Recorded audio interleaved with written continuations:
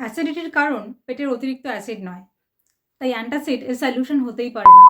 সমস্যাটা হলো আজকাল প্রেসক্রিপশনেরও দরকার হয় না। যে কোনো ওষুধের কাউন্টারে যান, গ্যাস অম্বলের কথা বলুন, আপনাকে 2-4টা অ্যান্টাসিড ধরিয়ে দেবে। আর আপনি ওগুলো নিয়মিত খাওয়ার অভ্যেস করে ফেলেছেন। অ্যান্টাসিড আপনাকে কীভাবে রোগের মুখে ঠেলে নিয়ে যাচ্ছে সেটা বলবো, কিন্তু তার আগে দেখে নিই অ্যাসিডিটি কেন হয়। আমাদের শরীরের একটিমাত্র অর্গান যেখানে অ্যাসিড তৈরি হয় সেটা হলো আমাদের পেট।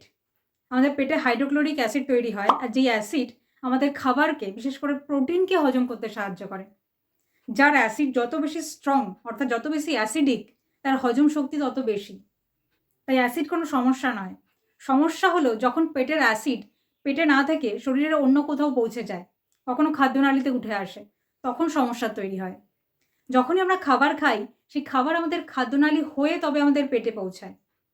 এখানে দেখুন, আমাদের খাদ্যনালীর শেষ প্রান্তে পেট আর খাদ্যনালীর জয়েন্টে রয়েছে একটা গেট। এই গেট হলো আসলে একটা মাসেল, একে বলে কার্ডিয়াক স্পিংটার।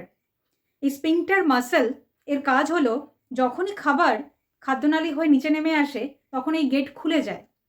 খাবার পেটে প্রবেশ করার পরের মুহূর্তেই আবার গেট বন্ধ হয়ে যায়, যাতে কোনোভাবে পেট থেকে কোনো কিছু খাদ্যনালীতে না উঠে আসতে পারে। এবারে গেট মাসেল যদি কারোর ক্ষেত্রে দুর্বল হয়ে যায়, সেক্ষেত্রে কিন্তু খুব সহজেই পেট থেকে কোনো কিছু ওপরে খাদ্যনালীতে উঠে আসতে পারে। পেট থেকে যখন অ্যাসিড ওপরে খাদ্যনালীতে উঠে আসে বা মুখে উঠে আসে, তখন তাকে আমরা বলি অ্যাসিডিটি। যেহেতু আমাদের খাদ্যনালীতে কোনো প্রোটেকশন দেওয়া নেই অ্যাসিডের জন্য, তাই অ্যাসিড উঠে এলে জ্বালা করে। আমরা যেটাকে গলা জ্বালা বা বুক জ্বালা বলি, সেটা আসলে খাদ্যনালীতে হয়। এবার দেখে নিই এই গেট মাসেল দুর্বল হওয়ার পিছনে কী কী কারণ থাকতে পারে।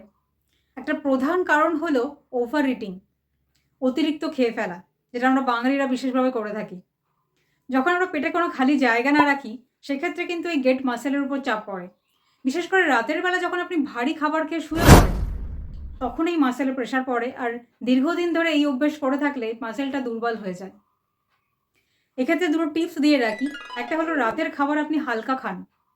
আপনি আপনার ব্রেকফাস্ট, লাঞ্চ এগুলো ভারী করুন, রাতে হালকা খাবার খান, আর্লি ডিনার করুন।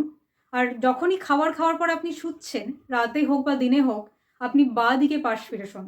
অর্থাৎ আপনার বাঁ হাত থাকবে বিছানার সাথে আর আপনার ডান হাত থাকবে ওপরে। এভাবে শুলে আপনার পেটের যে পজিশন হয় তাতে অ্যাসিড খাদ্যনালীতে উঠে আসতে পারে না। আপনি যদি ডান দিকে কাত ফিরে শোন, সেক্ষেত্রে যেটা হয়, আপনার অ্যাসিড খুব সহজেই খাদ্যনালীতে উঠে আসে। আর একটা কারণ হচ্ছে ক্যাফিন।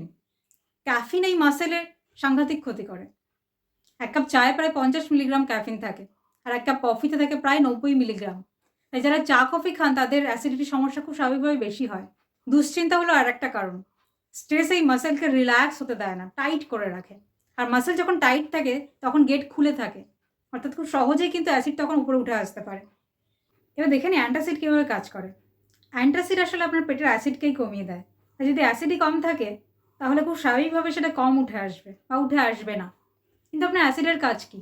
আপনার খাবারকে হজম করা, আপনার প্রোটিনকে হজম করা। তা যদি অ্যাসিডই কম থাকে, তাহলে আপনার প্রোটিনকে হজম করবে।